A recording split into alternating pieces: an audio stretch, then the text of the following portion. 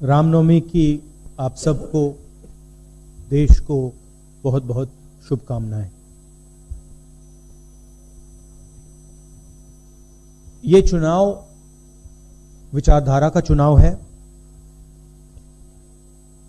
एक तरफ आरएसएस और बीजेपी जो संविधान है, लोकतांत्रिक सिस्टम है, उसको खत्म करने की कोशिश कर रही है, और दूसरी तरफ इंडिया गठबंधन कांग्रेस पार्टी संविधान को, लोकतंत्र को डिफेंड करने की कोशिश कर रही है, उसकी रक्षा कर रही है। चुनाव में 2-3 बड़े मुद्दे हैं। सबसे बड़ा बेरोजगारी, दूसरे नंबर पर महंगाई, भागीदारी। मगर बीजेपी 24 घंटा डिस्ट्रैक्शन करने में लगी रहती है।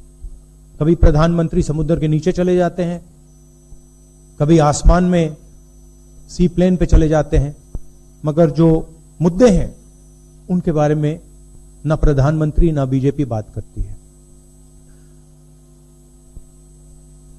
कुछ दिन पहले प्रधानमंत्री ने ANI को बहुत लंबा इंटरव्यू दिया। स्क्रिप्टेड था, मगर फ्लॉप शो था। प्रधानमंत्री जी ने उसमें इलेक्टोरल बॉन्ड्स समझाने की कोशिश की।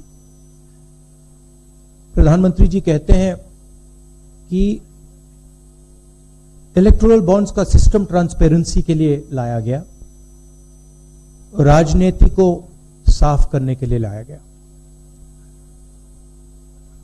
अगर यह सच है तो उस सिस्टम को सुप्रीम कोर्ट ने रद्द क्यों किया?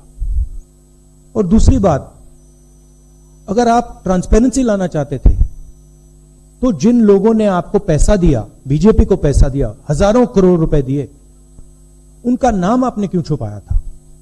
और जिन तारीखों पे उन्होंने आपको पैसा दिया, उसको आपने क्यों छुपाया था? पता लगता है हजारों करोड़ रुपए का कॉन्ट्रैक्ट किसी कंपनी को मिलता है, उसके एकदम बाद वो कंपनी बीजेपी को पैसा देती है। सीबीआई की इंक्वायरी होती है, ईडी की इंक्वायरी होती है, किसी कंपनी पर शुरू होती है, उसके 10-15 दिन बाद कंपनी करोड़ों रुपए बीजेपी को देती है, और फिर सीबीआई की इंक्वायरी, ईडी की इंक्वायरी बंद हो जाती है। सड़क पे इसको एक्सटॉर्शन कहते हैं।